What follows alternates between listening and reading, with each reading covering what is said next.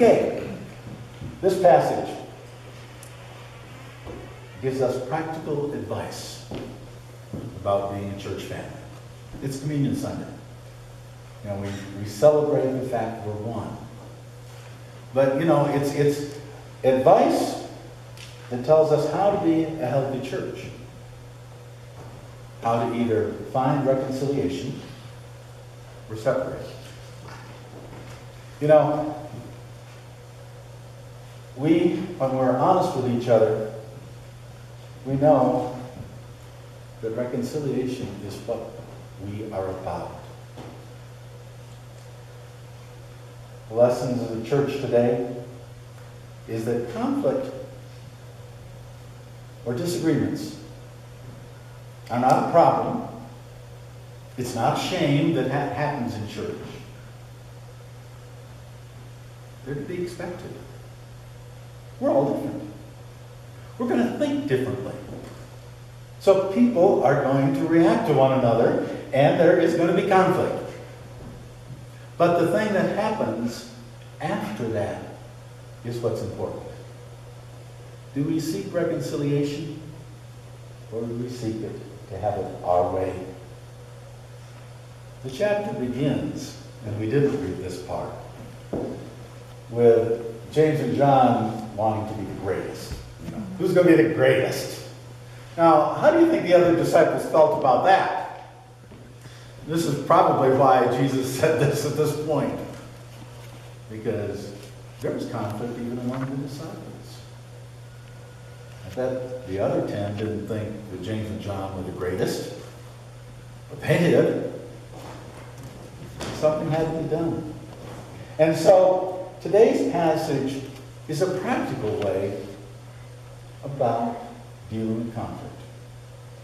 It's not deeply theological, except for the fact that as a family we seek reconciliation.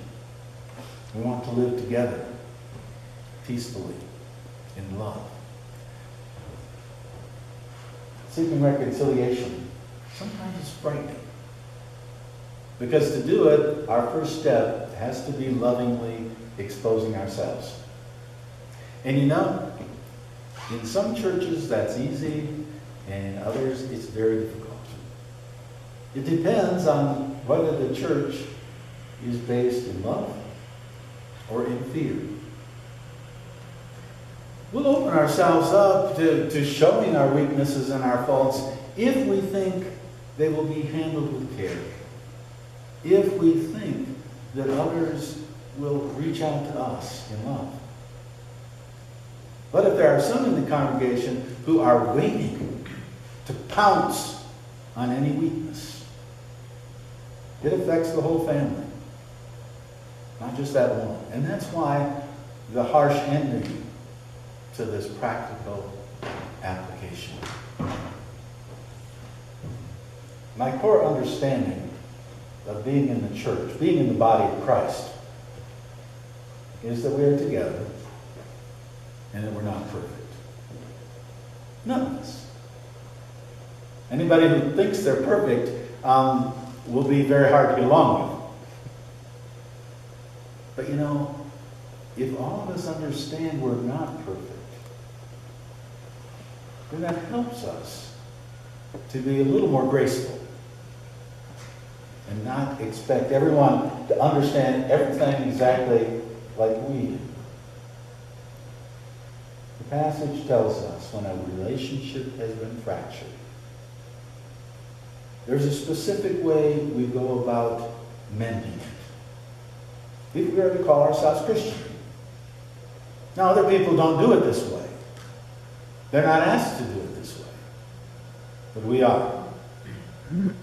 As a congregation, as a family, to put it right requires us to do something. When we sense that we have been harmed or injured by somebody, what do? Well, there are a lot of possibilities. One is to immediately become adversarial and make them change. Never works.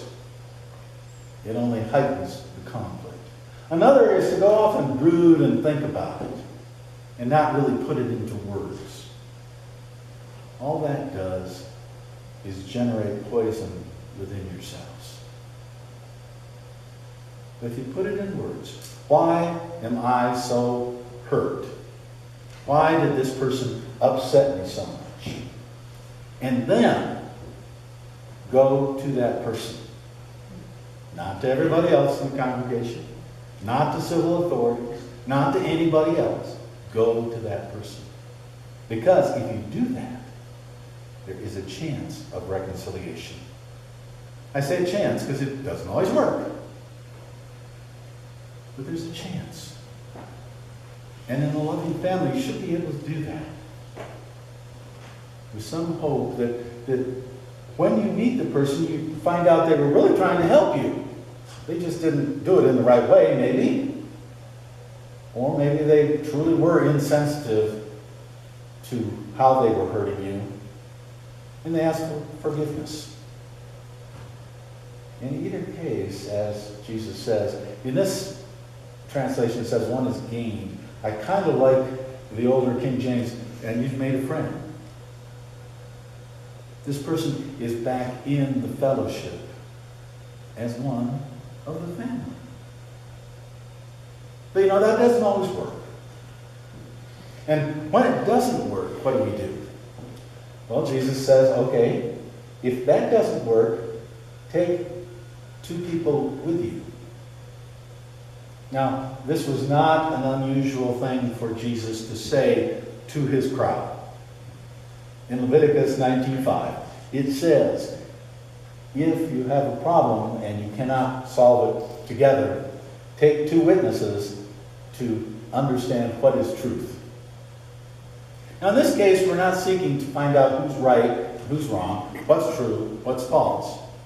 What the 2 people can do is look objectively and say, are these 2 people really seeking reconciliation? And if not, maybe they can encourage the 2 people to do so. Hopefully, that works. If that doesn't work, then you take it to the church. Now it becomes difficult, because when the body of Christ has even this many members, it becomes awfully easy for our egos to take over. We have to win. We have to show we're right and they're wrong.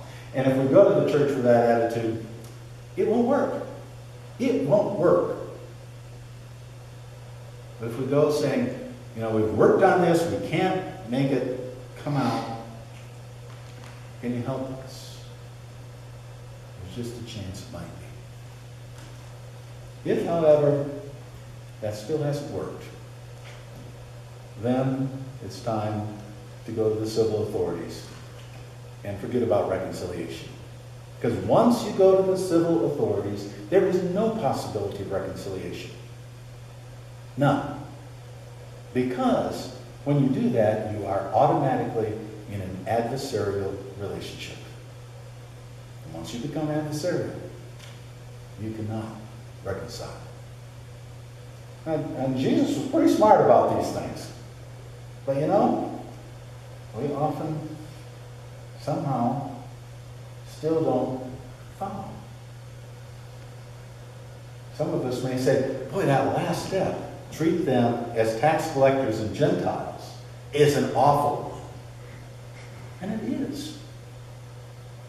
Because people who are not willing to reconcile are not part of the family, period. If they will not reconcile, they will not be part of the family. You've seen families. Now today, too many families are pretty dysfunctional, and they're willing to hold on to family disputes for a long time. But strong, good families keep trying to mend relationships, to help out. And that is what we should be like in the church. But a few people who are not willing to do that, Jesus knew could wreck the whole family. And they'd be better to be outside of the relationship than to be hurting all of the rest of the people in it. So this is a real clear, practical way of talking about things. But you know, relationships are what we are about. In the church, in the body of Christ. And so there's a story I'd like to tell you about Tom and David. They were good friends. They did lots of stuff together. But then one day, they had a disagreement. And in that disagreement, they realized they couldn't trust each other. And it got worse. And they finally, even though they weren't in a very big town, decided they weren't going to talk to each other. They made sure that they were not in the same clubs anymore. They even changed churches in order that they would not have to see each other. And over the years, they didn't talk to each other for several years. But being in a small town, every once in a while they'd run into each other. And because they still wanted to put up a front of civility, they would say, hello. The other would say, hi, and be done. And they pass and go on their way. Well, this lasted for a lot of years. Until David's granddaughter and Tom's grandson, remember, it wasn't a big town, decided that they liked each other a lot. They got engaged. And now the grandfathers were going to have to be together, at least for a while. So at the rehearsal dinner, they were very civil. They were on their best behavior. Now, remind you, this had happened so many years ago, the grandchildren didn't know anything about it. They didn't even know that Tom and David had ever related to one another. Well, the rehearsal dinner went well, and then the wedding came off fine. Of course, grandfathers don't do anything at the wedding. But then it was reception time. It was in a hotel. And it just so happened that Tom and David got to the elevator at the same time. They did not want to go on the elevator together. But they did not want the other one to get on, because that would show that person was better if they had to wait for the next one. So finally they both stepped in. David said, hello. Tom said, hi. But then Tom took a chance. He said, David, what was it that we got so upset about? And David looked at him and said, I don't know. Tom said, you know, we have let this bother our lives for years. Not only ours, but everybody we meet. By the time they got off the elevator, they were different people. The wall had been broken down. And at the reception, people all commented that they'd never known that David and Tom were so outgoing and gregarious people, because they'd always seemed to be so protected and tight. You see, that's what broken relationships do. They not only affect our relationship with the person we've broken with. In our defense and building up walls, we build up walls that other people can't get across either. And we have a hard time getting across to God. You can't build walls in one place and then expect them to be gone in others. Relationships that have been broken can either affect our lives for ill, or can tell us the possibilities that God's love can do for our lives. That we can reconcile and be together. But it takes two people wanting to do that. Now, why don't we do that? We all know this. What I told you now is not rocket science, as they say. It's obvious, but we don't do it. Why? Well, I think there are a few reasons why. Sometimes we'd rather nurse our injury and be out there where everybody can say, oh, isn't it so sad, then actually do something about it. There's a great Kathy cartoon. I don't know if you read Kathy cartoons, but anyway, in the first panel, she has this camera that's just broken, and she says, I only got this 2 weeks ago, and it's already broken. And in the next frame, she's talking to one of her friends about how bad the camera is. And in the next frame, she's talking to another one of her friends how bad this camera is. And in the next frame, her friend says, well, why don't you take it back? And she says, well, I don't have time to take it back. I'm taking up so much time telling everyone about the shoddy workmanship that the camera has. Now, why do we do that? That may be a cartoon, but it's life too, isn't it? When we nurse our injuries, what are we doing really? Well, I think what we're doing is hoping we'll get sympathy. Or somebody will say, yeah, you're right. And what this does is provide a substitute for a real relationship. I like to call it an artificial relationship. Because in our pain, we get other people to say, oh, you're right. Oh, you never do anything about it. And even those persons saying you're right, or sympathizing with you, really don't want to have a relationship with you. They'd like to talk with somebody who has more positive things to share. Now, when you feel like you've been injured, you must meet the person face to face. Writing off a letter or an email doesn't do it. In fact, if there has been a problem, usually emails and letters only exacerbate it. Make it much bigger. Because people will read it with the mindset that they already have, which was the problem in the first place.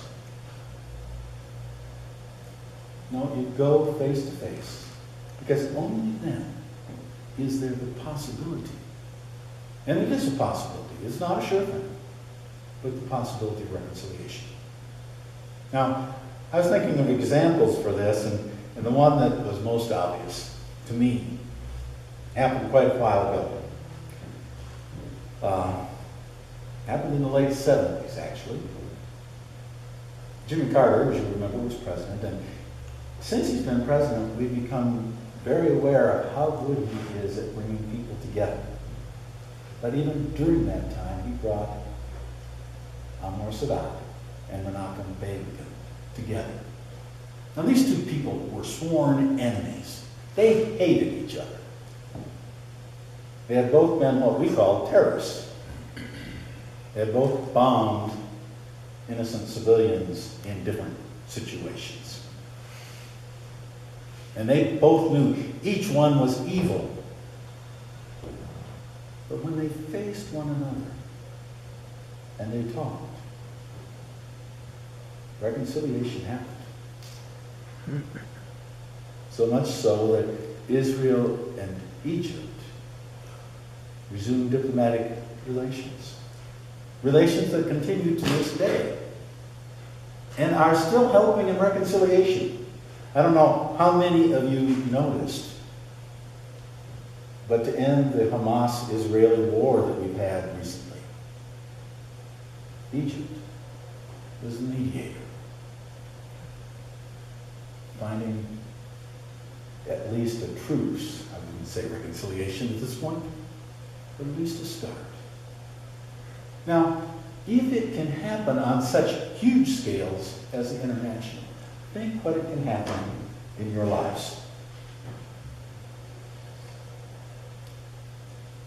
Well, besides our not wanting a true relationship and getting sympathy instead of an artificial relationship. There's another reason why people don't do what seems very obvious.